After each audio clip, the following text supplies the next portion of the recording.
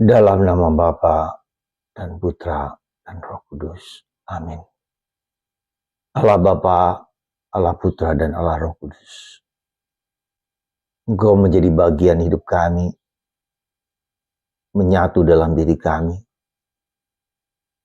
dan kami juga menyatu dalam Engkau, Bapa, Putra dan Roh Kudus. Bantu kami ya Bapa, untuk menyadari dan mengalami kasih yang melimpah. Terpujilah namamu kini dan sepanjang segala masa. Amin.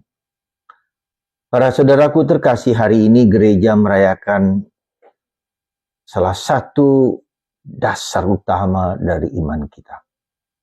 Allah Tritunggal Maha Kudus, Bapa, Putra, dan Roh Kudus. Ini merupakan fondasi dari iman kita, iman Katolik, iman Kristiani. Di mana kita sadar dan tahu bahwa Allah adalah Bapa, Putra, dan Roh Kudus. Allah yang satu. Allah yang esa. Allah yang Roh Kudus. Bagaimana kita mau menjelaskan? Ada beberapa perspektif dalam menerangkan tentang Allah Tritunggal. Meskipun ini tetap misteri. Misteri yang tak mudah dicerna, dipikirkan, difahami. Bahwa Allah adalah Bapa asal dari segala sesuatu. Orang Batak bilang bula jati nabolon, asal awal dari segala sesuatu. Ya, sebagai perencana, sebagai pewarta, dan Dia memberikan putranya Yesus untuk melaksanakan rencana Bapa ini ke dunia.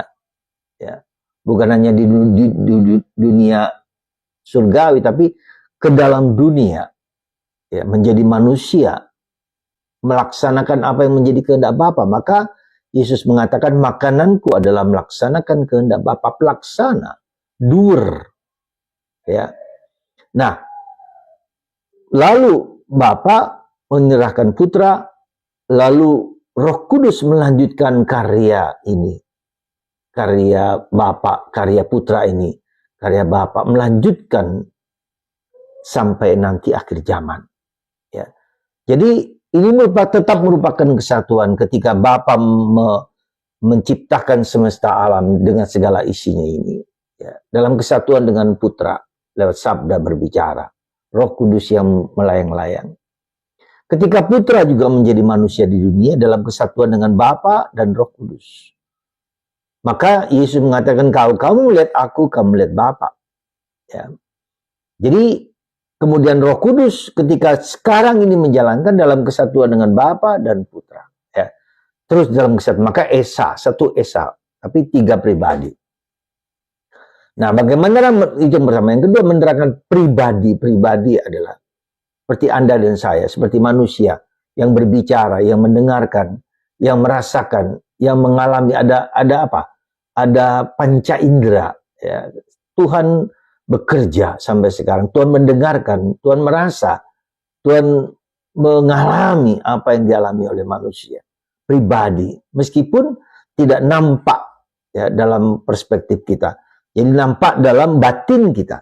Kita tidak melihat Allah dalam mata kita fisik. Meskipun ada beberapa orang yang bisa. Tapi jarang. Tapi mata batin merasakan. Nah, kemudian dengan demikian maka kita bisa melihat Bapa, Putra, ya, jadi Putra menyatakan diri, menyatakan siapa Bapa kepada kita semua. Ya, jadi di sini kita lihat bahwa Allah membuka dirinya sendiri, berkomunikasi, menyatakan kehendaknya, apa yang menjadi kehendak Allah dibawa oleh Kristus, lalu dilaksanakan dalam dunia, dilanjutkan oleh Roh Kudus. Ya, jadi sekali lagi kita bisa melihat di sini bahwa Bapa adalah membuka dirinya, mengkomunikasikan, berdialog, pribadi.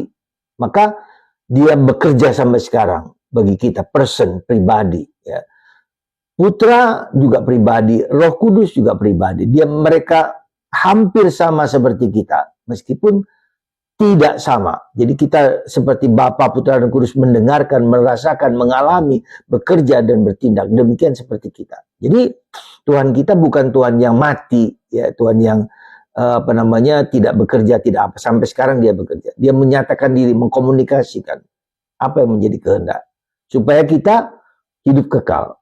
Nah, yang ketiga, perspektif ketiga adalah kasih. Allah adalah kasih, Yohanes. Ya. Betapa Allah mencintai manusia sepenuh-penuhnya, seluruhnya kepada kita. Mencintai, maka memberikan putranya.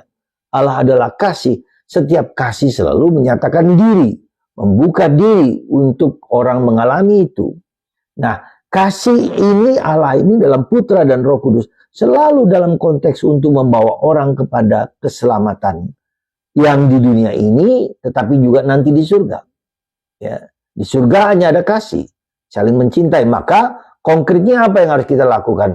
Satu hal. Pertama, kalau kita berdoa, membuat tanda salib yang paling konkret, buatlah dengan penuh kesadaran. Bapa, Putra, dan Roh Kudus. Amin. Penuh kesadaran sebagai Bapa, sebagai Putra, Yesus, Roh Kudus, yang berupa burung merpati. Jadi coba Anda bayangkan, Anda imajinasikan itu.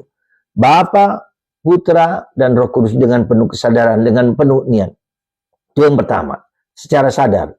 Kedua, cobalah kita belajar mohon rahmat supaya kasih, ya, kasih hidup dalam kasih Allah, bukan hanya kasih manusiawi. Ketika kita mengalami kesulitan, selalu berkaitan dengan kasih.